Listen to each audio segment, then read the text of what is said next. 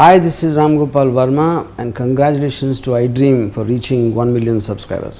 మీ drugs case విషయం నాకు తెలిసి మీ జీవితంలో మీకున్న పెద్ద మచ్చ అంటే అసలు ఏం జరిగింది ఆ రోజు? పోని మచ్చ అది అసలు ఆ రోజు ఏం జరిగింది? మీ మొదటి రోజు నుంచి ఇప్పటివరకు జరిగిన ప్రతి సంఘటన డీటెయిల్గా చెప్పండి. అసలు ఏం జరిగింది ఆ రోజు ఏం జరిగింది? ఆ రోజు నేను హైత్ హోటల్లో ఆ రోజు temper success party Sachin Joshi organise చేస్తుండే. సో ఎందుకు అంటే Sachin is one of the partner for temper movie. So నేను సచిన్ జోషికి పిఆర్ కాబట్టి నేను వెళ్ళాల్సి వచ్చింది, ఆర్గనైజింగ్లో ఉండాల్సి వచ్చింది. ఆ మీడియా కోఆర్డినేషన్ అంతా చూసుకోవడం కోసం నేను వెళ్ళాను. ఆ రోజు అందరూ ఉన్నారు, పూరి జగన్నాథ్ గారు, రామ్ గోపాల్, సచిన్ జోషి, రవితేజ గారు, జూనియర్ ఎన్టీఆర్ గారు, కళ్యాణ్ రామ్ గారు, ఆల్మోస్ట్ సెలబ్రిటీస్ అందరూ ఉన్నారు. అది అయిపోయింది, ఒక 1:30కి అయిపోయిన తర్వాత నేను కూడా ఆ రోజు పెద్దగా మందు కూడా తాగాలి, ఒకటే పెద్ద తాగిన అయిపోయింది. నేను వెళ్తుంటే నేను నా ముందు సాయి చరణ్ రెడ్డి అండ్ పీజీ వింద సినిమాటోగ్రఫర్ సాయి చరణ్ రెడ్డి వచ్చి 24 క్యారెట్స్ కెమెరాస్ కంపెనీ ఉంది అన్నపూర్ణ స్టూడియోస్లో. సో అక్కడ వాళ్ళు ఆయనది వెహికల్ చెకింగ్ చేసినప్పుడు ఆ వెహికల్ని పక్కకు పెట్టేశారు. నాతో పాటు పీజీ వింద సాయి చరణ్ రెడ్డి నాతో పాటు కార్లో వచ్చారు. నేను ఇంటి దగ్గర డ్రాప్ అయ్యా, మా డ్రైవర్ని వాళ్ళని ఇంటి దగ్గర డ్రాప్ చేయమని చెప్పాను. So I got a call ఇంటికి వెళ్ళిన తర్వాత 1:32 అయి ఉంటుంది ఎగ్జాక్ట్లీ. కార్తిక్ సూర్య అని ఒక కాస్ట్యూమ్ డిజైనర్ కాల్ చేశాడు. కాల్ చేసి అన్న ఇట్లా సుశాంత్ రెడ్డిని ఎవరు కిడ్నాప్ చేశారని. సుశాంత్ అంటే మన డైరెక్టర్ ఏది మన సూపర్ స్టార్ అనే సినిమాకి అతను director. So is close friend of mind. నాకు అంటే ఇప్పుడు పరిచయం కాదు, 7-8 years బిఫోరే పరిచయం. అప్పట్లోనే అతనికి వరుణ్ సందేశ్ నాని కాంబినేషన్లో సినిమా అనౌన్స్ చేశాడు 7 years బిఫోర్. ఆ సినిమాకు నేనే పిఆర్. అప్పుడు ఆ సినిమాకి వెన్నెల కిషోర్ స్టోరీ, వరుణ్ సందేశ్ నాని హీరోలు. అప్పుడు పీక్స్లో ఉన్నప్పుడు వరుణ్ సందేశ్, కొత్త బంగారు ఆ పీక్స్లో ఉన్నప్పుడు. సో నేనే పిఆర్ దానికి. అట్లా రిలేషన్ కంటిన్యూ అయింది కానీ సినిమాలు ఏం అవ్వలేదు. ఆ సూపర్ స్టార్ కిడ్నాప్ అయినప్పుడు కూడా అదే రిలేషన్ తోటి నన్ను పిఆర్గా చేయమన్నాడు. అట్లా పిఆర్గా చేస్తున్నాను. అతను సుశాంత్ రెడ్డి ఇట్లా ఫోన్ వచ్చి ఇట్లా కిడ్నాప్ చేశారంటే, జనరల్గా ఏంటంటే నాకు I have very good relation in politics and police department also. ఎందుకంటే మా అంకులు వీళ్ళు చాలామంది ఉన్నారు. సో అట్లా నేను అతను కిడ్నాప్ అయింది అని చెప్పింది ఓటీఎం పబ్లో. ఓటీఎం పబ్ అని దసపల్లలో ఉంటుంది పబ్. సో అక్కడ ఏంటంటే నేను ఏం చేశానంటే immediately I call city control, cyber control 100కి ఫోన్ చేసి ఇట్లా పలానా సుశాంత్ అని సినిమా డైరెక్టర్ కిడ్నాప్ చేశారు అని చెప్పి. అది కాకుండా I called DCP officer on duty Ranganath గారు అని ఉన్నాడు ఆ రోజు, traffic DCP present is also. చేస్తే నేను అనుకుంటలే అన్నాడు. అది జరుగుతుంది. నేను 100 కాల్ చేసినా కాబట్టి నాకు ఐఎమ్ గెటింగ్ రెగ్యులర్ కాల్స్. మేము ఇక్కడ అది పెట్టినాము, ఇక్కడ అది పెట్టినాము, రాలేదంట అది అంటే. అట్లా కాదు, దసపల్లా ఓటీఎంలో కనుక్కోండి అంటే ఓటీఎంలో కనుక్కుంటే ఎవరు వచ్చి పట్టుకపోయారు అని అన్నాడు. మళ్ళీ నేను I call OTM pub manager Venkata అని ఉంటాడు, అతను కూడా కాల్ చేశాను. కాల్ చేస్తే ఏమో రవి నాకు తెలియదు అన్నాడు. ఇది అయిపోయింది. నేను మార్నింగ్ 4 o'clock వరకు ఫోన్లు చేస్తూనే ఉన్నా. మా వైఫ్ అప్పటికే అడుగుతూనే ఉంది ఎందుకు కాల్ చేస్తున్నారు ఏంటి అని. నేను చెప్పలేను, పడుకో అని చెప్పాను. అది అయిపోయింది, నేను పడుకున్నా.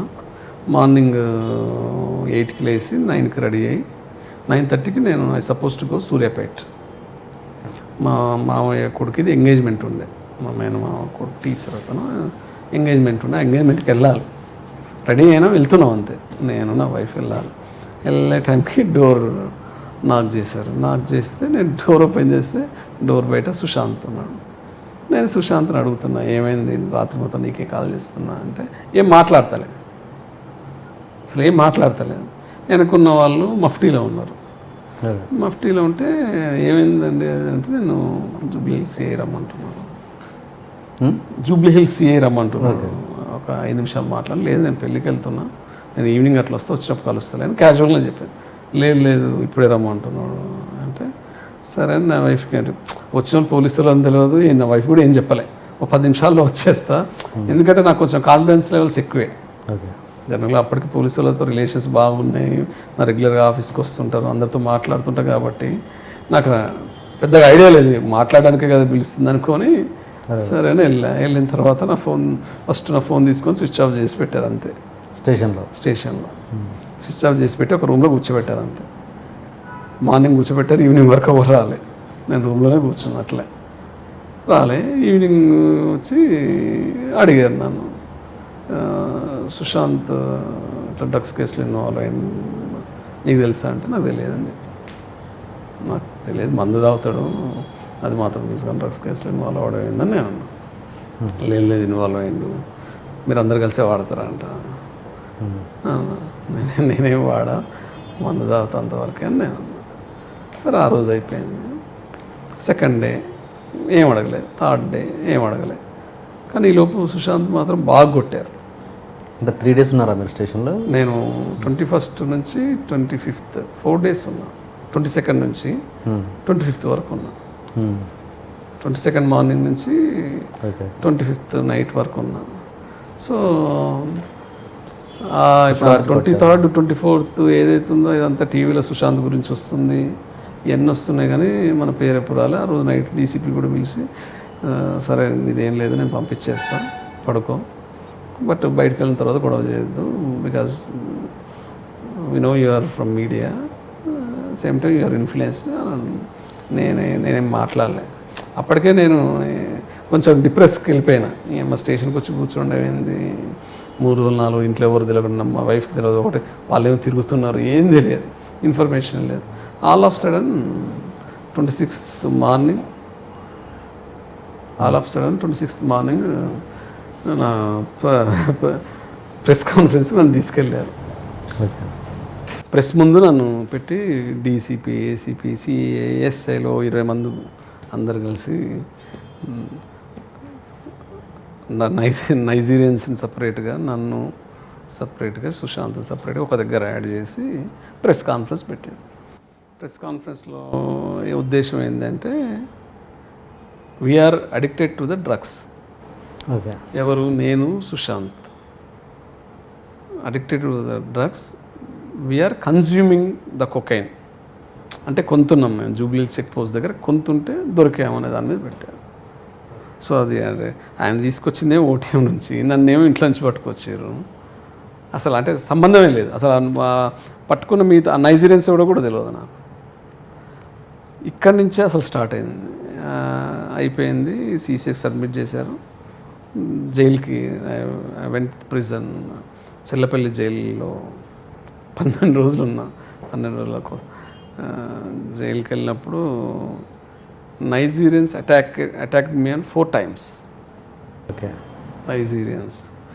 నేను వాళ్ళకి చెప్తూనే ఉన్నారు, I'm not related to you. అంటే ఎందుకు అటాక్ అవుతున్నారంటే విషయం ఏంటంటే, పోలీసు వాళ్ళు నైజీరియన్స్ చెప్పడం ఏంటంటే మిమ్మల్ని పట్టించింది కూడా రవియే అని అక్కడ వాళ్ళకు ఓట్ బిల్డ్ చేశారు.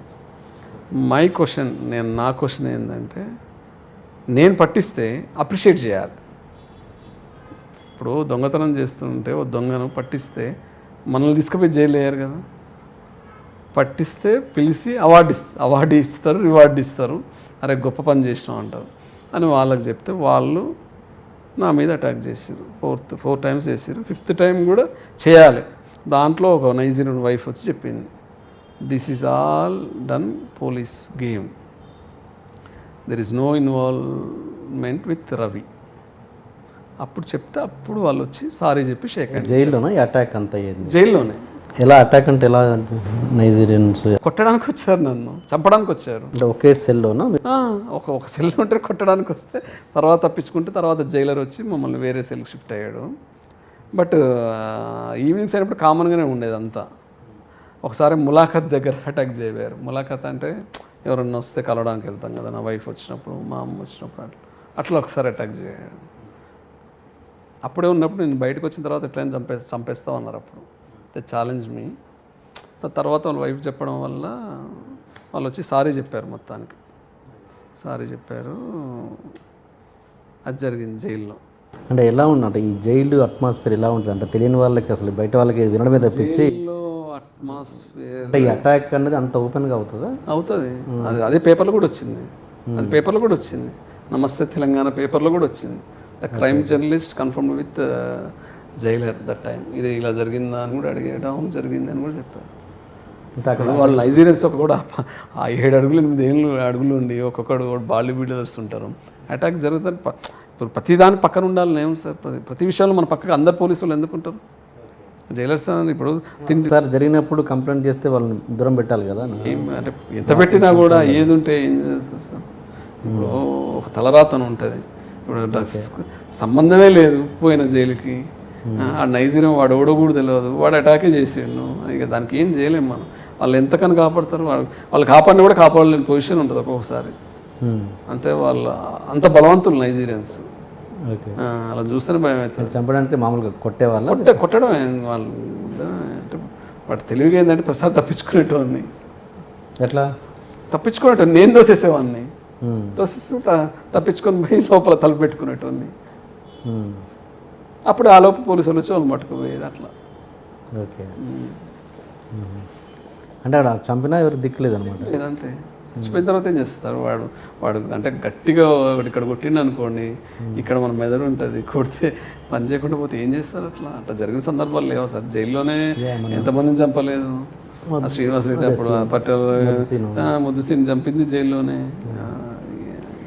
ఓకే, ఇప్పుడు ఈ పోలీస్ స్టేషన్కి వెళ్ళాక మీరు 3 days వరకు ఫోన్ స్విచ్ ఆఫ్ ఉంది కదా, అప్పుడు ఇంట్లో వాళ్ళు పడ్డ కంగారు మీ వైఫ్కి కూడా తెలియదు కదా ఎక్కడికి వెళ్ళారు, ఆవిడ పడ్డ ఏంటి టెన్షన్? సార్ ఇక్కడ జరిగిన విషయాలు ఏంటంటే దీంట్లో ఒకటి ఉంది సార్. సుశాంత్ రెడ్డిని తీసుకురావడం రీజన్ ఏంటంటే ప్రవీణ్ అని ఒక ఇన్ఫార్మర్. ఆ ప్రవీణ్ అనే అతను గతంలో కూడా డ్రగ్స్ కేసులో పట్టించాడు. But Praveen he's a badminton player. ఆ ప్రవీణ్ అనే అతని ఆలోచన ఆ ప్రవీణ్ అనేవాడు ఏంటంటే పోలీసులకు ఇన్ఫర్మేషన్ ఇవ్వడం, తర్వాత హై సొసైటీ పీపుల్ ఫ్యామిలీస్ని బెదిరియడం, భయపెట్టియడం. ఎట్లా పోలీస్ ఇన్ఫ్లుయెన్స్ ఉంది కాబట్టి వాళ్ళ దగ్గర డబ్బులు గుంజడం, అది వన్ పని బేసికల్లీ. సో అందులో వాడు ప్రవీణ్ అనేవాడు is a junior artist. Raid అనే ఒక సినిమాలో జూనియర్ ఆర్టిస్ట్ కూడా చేశారు. రైడ్ ఆ రైడ్ అనే సినిమాలో చేసినప్పుడే సుశాంత్కి పరిచయం, సుశాంత్ రెడ్డితో పరిచయం ఉంది ఆల్రెడీ. గతంలో వాళ్ళిద్దరికి ఒకసారి గొడవ కూడా అయింది. ఈ ఓటీఎం పబ్లో కూడా జరిగింది అదే. వాడు ప్రవీణ్ అనేటోడు కలిస్తే సుశాంత్ వాడు కొట్టుకున్నారు అక్కడ. కొట్టుకోవడం వల్ల వాడు ఇమ్మీడియట్లీ వెళ్ళి ఇరికిద్దామని, ఏదో విషయంలో పోలీసులతో ఇరికిద్దామని, ఎందుకంటే పోలీసులతో ఆల్రెడీ రిలేషన్స్ ఉన్నాయి కాబట్టి ఇరికిద్దామని జూబ్లీస్ పిఎస్ పోలీసులను తీసుకెళ్ళి పట్టుకెళ్ళాను. ఓకే, సో యాక్చువల్గా జరిగిన సంఘటన అది. యాక్చువల్గా ఫుటేజ్ దొరుకుంటే తెలిసేది. బట్ ట్రైడ్, నేను ఫుటేజ్ గురించి ట్రై చేసిన కానీ ఇది ఫుటేజ్ అంటే ఏ ఫుటేజ్? వాళ్ళిద్దరు కలిసి మరి గొడవలు జరిగిన ఫుటేజ్. ఇప్పుడు పోలీసు వాళ్ళు సుశాంత్ పట్టుకెళ్ళింది ఓటీఎం పబ్ నుంచి, అదంతా ఫుటేజ్ యాక్చువల్గా ఓటీఎంలో దొరకాలి. కానీ నేను ట్రై చేసిన 10 days జైలు నుంచి వచ్చిన తర్వాత కదా ట్రై చేస్తే అప్పటికి వాళ్ళది ఏంటంటే 1 week కంటే ఎక్కువ ఉండదంట ఫుటేజ్. 1 week 10 days కంటే ఎక్కువ ఉండదంట. సో అప్పుడు ఆ ఫుటేజ్ దొరకలేదు మనకు యాక్చువల్గా ట్రై చేస్తే. సో అది యాక్చువల్గా జరిగింది. ప్రవీణ్ అనేవాడు నన్ను కూడా పోలీస్ స్టేషన్లో నేను బయట ఇప్పిస్తా పైసలు అడిగాడు. అయితే నేను అడిగా, నేను ఎందుకు ఇవ్వాలి అసలు, దేనికి ఇవ్వాలి, దేనికి అంటే నువ్వు ఊడు ఉన్నావు కదా, నేను ఉండవేంది, నన్ను తీసుకొచ్చి కూర్చోబెట్టి మాట్లాడుతున్నారు కదా, నేను ఎందుకు ఇవ్వాలంటే నువ్వు ఇయ్యి, నేను బయటికి పంపిస్తా అని. ఆయన పోయిన తర్వాత ఆయన సపరేట్గా ఎస్ఐ డీల్ చేయడం, ఎవరు కాలే డీల్. ప్రతి ఒక్కరు నువ్వు అమాయకుడివి, నీ తప్పు లేదు కానీ డబ్బులు ఇవ్వు. చివరికి వాడు నా పర్సు తీసుకొని, నా ఏటీఎం కార్డు తీసుకొని క్యాష్ డ్రా చేసేవారు వాడు. అంటే clear proof sir. He use my debit card for his Airtel phone bill. It's very clear, there is no relation. అంటే నా కార్డు అసలు ఎలా వాడతాడు? నా కార్డు తీసుకొని ఫోన్ బిల్ కట్టాడు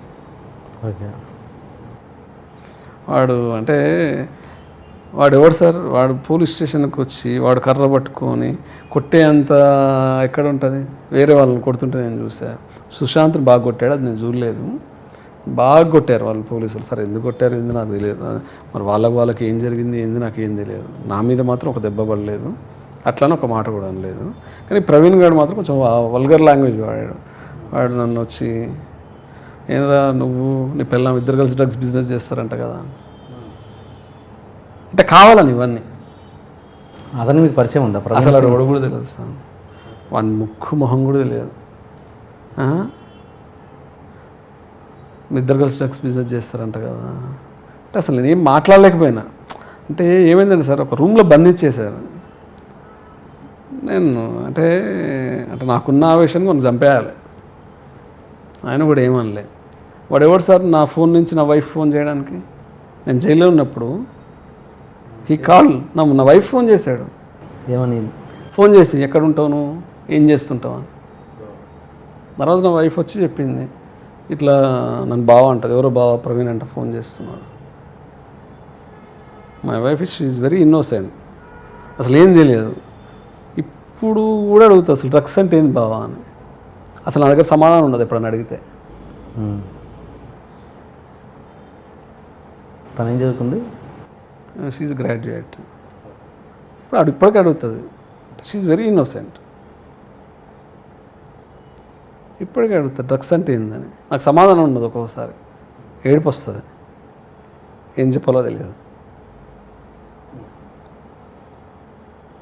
ఇప్పుడు ఈ సుశాంత్ అనే వ్యక్తి మామూలుగా తను తప్పించుకోవడానికి మీకు ఇన్ఫ్లుయెన్స్ ఉంది కాబట్టి మీరు ఇందులో ఇరికితే అతను బయటకు వస్తాడన్న ప్లాన్తో మీ పేరు చెప్పాడని 100% రైట్. ఈ ఆల్సో సెడ్, నువ్వే పెద్ద ఇన్ఫ్లుయెన్స్ తోపు అనుకున్నా, నిన్ను ఇరికిస్తారని నాకేం తెలుసు అని జైల్లోనే అన్నాడు నాతో. Okay okay. జైలు బయటకు వచ్చాక మీ రియాక్షన్ ఏంటి అతని మీద? సుశాంత్ మీద కంటే రియాక్షన్ నాకు సొసైటీ మీద కనిపించింది. సుశాంత్ మీద నాకేం ఇప్పుడు సుశాంత్ను పట్టుకొస్తే అతను ఏం చెప్పాడో ఏందో నాకు తెలియదు, నన్ను పట్టుకపోయారు. ఓకే, నాకు సంబంధం లేకున్నా అసలు నన్ను కేసులు ఎందుకు ఇరికేయాలి సార్? First my question. అంటే నేను అడిగేది నన్ను అంటే క్లియర్గా డీసీపీ గారు ప్రెస్ ముందు చెప్పింది, ప్రెస్ రిపోర్టర్లు అడిగిన question, sir what is Ravi పనస అని అడిగారు. రవి పనస డ్రగ్స్ అడిక్ట్ అయ్యాడు. డ్రగ్స్కి ఎవరైనా అడిక్ట్ కావచ్చు, కాలేజ్ స్టూడెంట్స్ అడిక్ట్ కావచ్చు, ఎవరైనా అడిక్ట్ కావచ్చు. ఆయన డ్రగ్స్ అడిక్ట్ అయ్యాడు. Sir where is the proof? ఇప్పుడు పోలీసులు చెప్పేది ఏంటి సార్, నేను డ్రగ్స్ అడిక్ట్ అయ్యా అని చెప్తున్నారు. నిజంగా నేను అంటే మై క్వశ్చన్, నిజంగా నేను డ్రగ్స్కి అడిక్ట్ అయ్యి ఉంటే టెస్ట్ అయినా చేయాలి, లేదంటే రిహాబిలేషన్ సెంటర్కైనా పంపించాలి. నేను నిజంగా డ్రగ్స్ అడిక్ట్ అయ్యి ఉంటే ఫస్ట్ నన్ను చెకప్ చేసి, డ్రగ్ అడిక్ట్ అంటే ఎలా ఉంటారు సార్? కనీసం అంటే అది ఏదో ఒకటి ఉండాలి. డ్రగ్ అడిక్ట్ అక్కడ వాళ్ళు చెప్పేది అడిక్ట్ అంటే ఏంటి సార్? వ్యసనం అంటే పొద్దున్న లేస్తే డ్రగ్స్ వాడితేనే అడిక్ట్ అంటారు. మరి ఆ మాట ఎందుకు అన్నారు అనేది నాకు తెలియదు. అంటే they are very big in society, they are very good position, వాళ్ళకు పిల్లలు ఉన్నారు, అది తెలుసు. బట్ నన్ను అడిక్ట్ అనడానికి రీజన్ అనేది నాకు అర్థం కాదు. ఆ మాట అన్నారు, వదిలేశారు. రిపోర్టర్ అడిగాడు, ఆ మాట అన్నారు, వదిలేశారు. మంచిగా నిలబడ్డారు, ప్రెస్ వాళ్ళు అందరి ముందు ఫోటోలు తీయించుకున్నారు. దాని తర్వాత నాశనమైంది నా జీవితం. వీళ్ళేమో అడిక్ట్ అంటారు, మీడియా వాళ్ళేమో ఈజ్ డూయింగ్ బిజినెస్. రవి పనస ఈజ్ డూయింగ్ డ్రగ్స్ బిజినెస్. అదే అంటే ఆయన అక్కడ చెప్పింది ఒకటి, ఇక్కడ జరిగింది మీడియాలో అసలు నా మీద స్పెషల్ స్టోరీస్. ఇక్కడ ఇప్పుడు సుశాంత్ అనేవాడు సీన్లో లేడు అసలు. నా ఫోటోలు ఫేస్బుక్లో నన్ను తీసి, నేను హీరోలతో దిగినవి ఫోటోలు, హీరోయిన్లతో దిగినవి ఫోటోలు తీసి, ఈయన సినిమా ఇండస్ట్రీలో రూల్ చేస్తాడు. ఈవెంట్స్ ఈయన చేతుండే ఏవి జారిపోవు. ఈయన చేతిలో చాలామంది హీరోలు ఉన్నారు, హీరోయిన్లు ఉన్నారు. ఈయన BMW కార్లలో తిరుగుతాడు. వీళ్ళు చేశారు, అయిపోయింది. నేను జైలుకి వెళ్ళిపోయా. వెళ్ళిపోయా, బయటకు వచ్చాను. బయటకు వచ్చిన తర్వాత immediately I started my enquiry. నేను బయటికి రాగానే నేను చేసిన పని ఏది మర్చిపోలేదు సార్. నేను బయటికి రాగానే అసలు ఆ రోజు ఏం జరిగింది, టేకెన్ ఏ వన్ పేపర్, నేను క్వశ్చన్స్ రాసుకున్నా, అన్నీ రాసుకొని నేను జడ్జిల దగ్గరికి వెళ్ళా, చాలామంది దగ్గరికి, senior police officers, retired police officers దగ్గరికి వెళ్ళా, నాకు ఇలా జరిగింది ఏంటి అని. తర్వాత నేను మీడియాకి వెళ్ళి నాకు ఏం ప్రూఫ్స్ ఉన్నాయంటే నా కాల్ లిస్ట్ నేనే తెప్పించుకున్నా. ఆ రోజు నేను నైట్ ఎవరెవరితో మాట్లాడింది దాంట్లో క్లియర్గా ఉంటుంది. డీసీపీతో మాట్లాడింది ఉంటుంది, సైబర్ కంట్రోల్కి ఫోన్ చేసిన ల్యాండ్లైన్ నెంబర్ ఉంటుంది. నేను తప్పు చేస్తే నేను ఎందుకు ఫోన్ చేస్తా వాళ్ళందరికీ? తర్వాత డ్రగ్ అడిక్ట్ అన్నారు కాబట్టి నేను క్లినిక్కి వెళ్ళి కొకైన్ టెస్ట్ చేయించుకున్నాను. నేనే బ్లడ్ టెస్ట్ మొత్తం చేయించుకున్నాను. ఎక్కడన్నా అంటే వాళ్ళు చెప్పిన డ్రగ్ ఎక్కడ దొరుకుతుందేమో అని, నాకు తెలియకుండా ఏమన్నా వచ్చిందేమో, అడిక్ట్ అన్నారు కాబట్టి నాకేమో నిజంగా వచ్చిందేమో అని ఐ వెంట్ హాస్పిటల్ తీసుకున్నా. What I have proofs. వెళ్ళా ఒక ఛానల్కి వెళ్ళి, ఛానల్ V6 ఛానల్ CEO అంకం రవి గారు ఉంటే వెళ్ళి కలిస్తే దే ఇంటర్వ్యూడ్ అగైన్. నా దగ్గర ప్రూఫ్స్ ఉన్నాయి. The question mark to the public. అన్యాయం జరిగింది, తప్పు చేశారు, ఇలా జరిగింది అని వాళ్ళు ఒక మంచి స్టోరీ వేశారు. స్టోరీ వేస్తే I got threatened calls from police department. ఏమని? ఎక్కడో జరిగితే పోలీస్ డిపార్ట్మెంట్ నువ్వు బ్లేమ్ చేస్తావా, నువ్వు ఎక్కడ దొరకపోతావా మళ్ళీ నాకు అంటే. దొరకపోతావా అంటే నేను దొంగతనాలు చేస్తున్నా, లంగ పనులు చేస్తున్నా, దొరకడానికి నేను దొరుకుతా సార్? అంటే నేను తప్పు చేస్తే దొరుకుతా, నీ మీద పీడీ యాక్ట్ వేస్తాం మేము అంటే. నేను తప్పు చేస్తాను పీడీ యాక్ట్ వేస్తాం అంటే. మీరు పోలీసు వాళ్ళు అయితే మీరు సొసైటీని కాపాడాలి. పోలీసు వాళ్ళు అయితే మీకు నేను భయపడాలా? I'm a కామన్ మ్యాన్, మీరు ఎట్లా నా మీద వేస్తారు అన్న. అది జరిగింది, అది అయిపోయింది. సో దాని తర్వాత నుంచి ఇంకా జనరల్గా తెలియదు సార్, ఒకరు పై పొజిషన్లో ఉంటే తొక్కడానికి కొంతమంది రెడీగా ఉంటారు. మన హ్యూమన్ సైకాలజీ ఏంటంటే, ఒకటి బాగుపడుతుందంటే, వీడు ఒకడు ఎదుగుతుండు అంటే సంతోషపడే వాళ్ళు చాలా తక్కువ మంది ఉంటారు.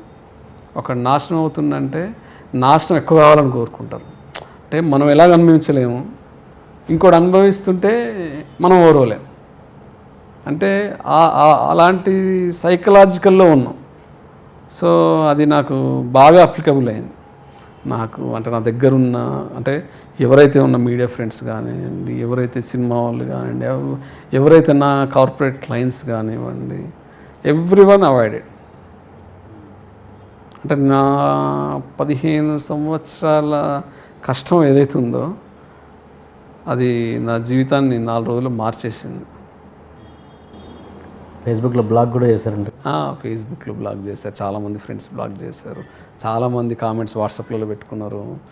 BMW కారు ఎలా వచ్చింది, వీడు బిజినెస్ చేస్తూనే వచ్చి ఉంటుంది, ఊకనే వచ్చేస్తుంది ఆ BMW కార్లు.